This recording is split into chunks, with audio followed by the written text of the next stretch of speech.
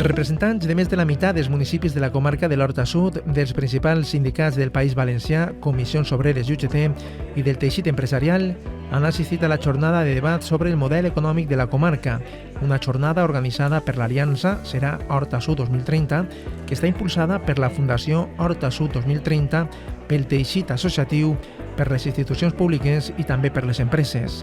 El director de la Fundació Horta Sud, Julio Huerta, ha sigut l'encarregat d'obrir un acte que ha estat presidit pel conseller d'Economia Sostenible, Rafael Climent, i que s'ha celebrat al Centre Integrat Públic de Formació Professional de la localitat valenciana de Catarroja.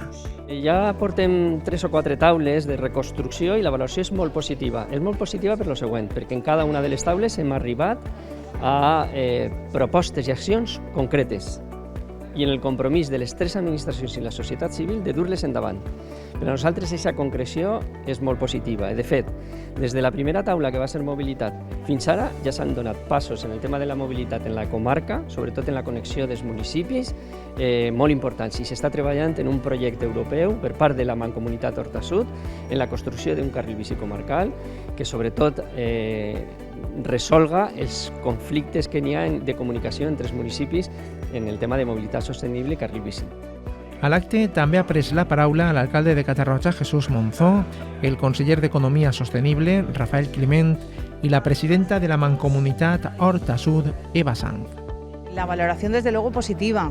Cuando iniciamos este proyecto del SERA 2030, teníamos varios objetivos a la vista, entre ellos la movilidad entre nuestra comarca y también pues la parte de la energía, ¿no? De una energía sostenible, responsable y también más económica para los municipios y para la ciudadanía.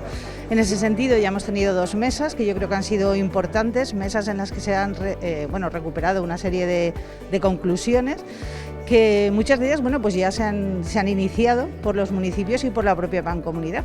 Entre ellos pues estamos elaborando ya un plan estratégico de movilidad sostenible en la comarca.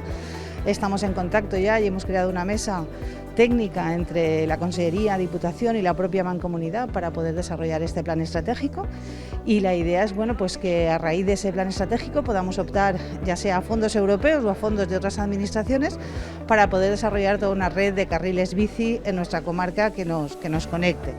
La jornada de debat sobre el model econòmic de la comarca de l'Horta Sud ha seguit amb la ponència del director general de Florida Universitària, Enrique García, i s'ha dividit en 2 taules moderades per la periodista Amparo Tórtola, la taula d'Economia i la taula de Reconstrucció.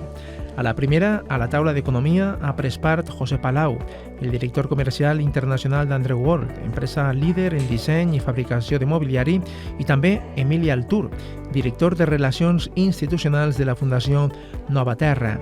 La taula de reconstrucció ha comptat, per la seva part, amb la participació de la presidenta de la Comissió Mixta Mancomunitat Horta Sud, Lorena Silvent, el president del Foro Empresarial de l'Horta Sud, José Durán, el cap de l'àrea d'empreses i associacions de l'IBACE, Javier Mínguez, i la directora general d'Indústria, Energia i Mines, Empar Martínez. Nosaltres des de la Direcció General d'Indústria podem dir que des de la Conselleria d'Economia que enguany hem fet un esforç extra, que és el de tindre ja publicades les ajudes a la inversió industrial. Crec que és fonamental que les empreses puguen tindre temps per a planificar les seues inversions. Les nostres ajudes ja són accessibles a la web i, per tant, a partir del 10 de gener comença el període de sol·licitud d'ajudes, però ara mateix ja poden estar veient els requisits, veient a què poden optar. No? Estem parlant de subvencions al 35% a fons perdut d'inversió realitzada per pimes industrials, és a dir, a la compra d'una maquinària, a un software específic per a millorar la producció, per a innovar en la producció, a patents, a disseny, creguem en el disseny i per això considerem que és un actiu que també hem de subvencionar. L'objectiu de totes les administracions és que la gent pugui trobar treball de qualitat.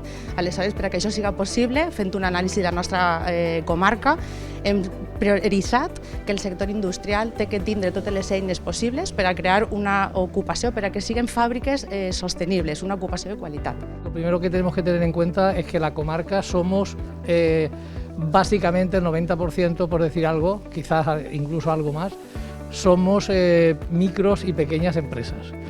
Entonces, primera cuestión a tener en cuenta, eso, el tamaño de las empresas. A partir de ahí, lo primero que necesitaríamos sería mucho diálogo con la administración y las infraestructuras irlas adecuando a las necesidades precisamente de lo que tenemos. No podemos hacer grandes castillos en el aire cuando en realidad somos lo que somos y hasta ahora no nos ha ido mal. Entonces la cuestión es, lo primero y fundamental, la remodelación de los polígonos industriales. Los polígonos industriales se comenta muy buena comunicación, pero muy buena comunicación por carretera.